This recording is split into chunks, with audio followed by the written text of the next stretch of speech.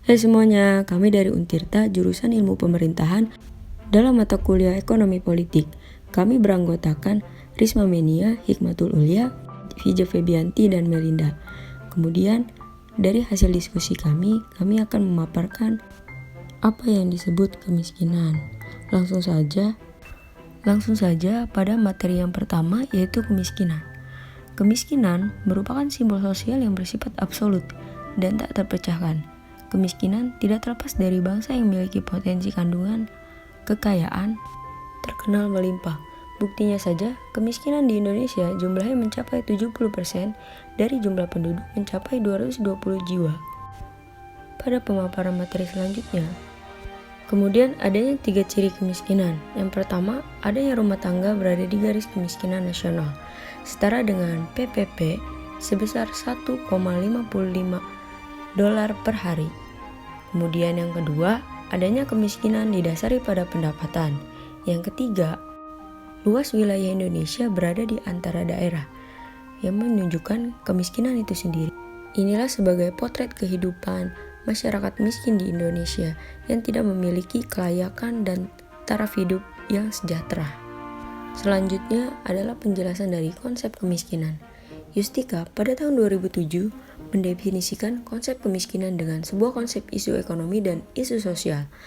Kemiskinan disederhanakan sebagai kekurangan pendapatan per kapita yang masuk pada permasalahan ekonomi. Kemiskinan juga dikonsepkan dengan definisi pengukuran kemiskinan dalam 4 perspektif. Yang pertama, adanya pendekatan moneter atau the monetary approach. Pengukuran pada tingkat kemiskinan pada tingkat pendapatan dilihat dengan tingkat kesejahteraannya, total konsumsi, pengeluaran, dan pendapatan. Yang kedua, adanya pendekatan kemampuan individu secara dasar seperti harapan hidup, kesehatan, ketangguhan tubuh, perasaan, dan lain-lain. Yang ketiga, adanya pendekatan pengucilan sosial dengan mengukur variabel pengangguran, akses perumahan, pendapatan minimum, dan keterbatasan kewarganegaraan. Yang keempat, adanya partisipasi tidak melihat kemiskinan dari kaum miskin itu sendiri. Lalu, pembahasan yang selanjutnya adalah pengaruh variabel politik dalam kemiskinan. Akibat dari munculnya kemiskinan, tidak lain adalah adanya malapraktik pembangunan yang dihasilkan dari formulasi kebijakan ekonomi. Kebijakan-kebijakan yang salah yang terkadang hanya mementingkan pemilik modal daripada pelaku ekonomi kecil. Lalu, adanya pengentasan kemiskinan dengan solusi multidimensi. Basri pada tahun 2002 berpendapat dalam menghapus masalah kemiskinan, kita harus memfokuskan investasi di bidang sumber daya manusia, khususnya pendidikan. Kemudian adanya kebijakan menuju stabilitas ekonomi dan merombak struktur ekonomi monopolistik.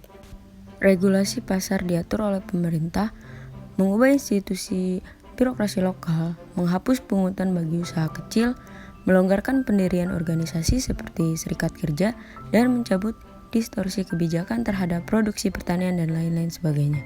Kemudian, Indonesia dalam pertumbuhan kebijakan dan program masyarakat, yaitu masalah kemiskinan harus dikaji dengan menyeluruh dengan menciptakan program pembangunan kesejahteraan sosial dengan menekankan konsep pertolongan.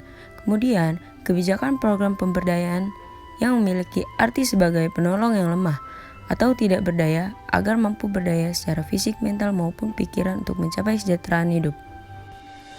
Betapa sangat ironisnya ketika kemiskinan melanda negeri kita.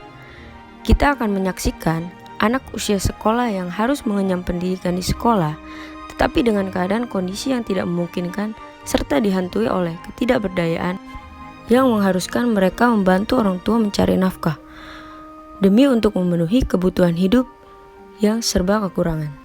Saya akan menampilkan cuplikan mengenai anak tidak bersekolah karena harus bekerja oleh Najla Shihab.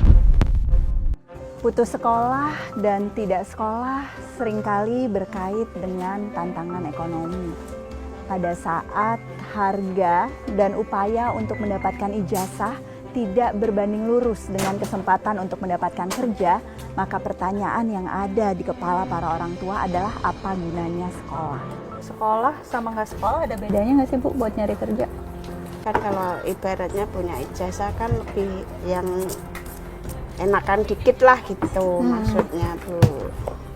Kalau punya ijazah kan, kalau gini kan paling cuman kuli kayak gamnya kan cuman dirongsokan. Data pendidikan Indonesia saat ini menunjukkan anak-anak yang ada dalam kemiskinan 5 kali lebih besar kemungkinan resikonya untuk putus sekolah. Dan hanya 60% dari anak-anak termiskin di Indonesia yang betul-betul mendapatkan kesempatan untuk belajar di lembaga pendidikan formal. Baca udah bisa belum? Sedikit Sedikit. belum banyak Bu. Belum baca. Terima kasih.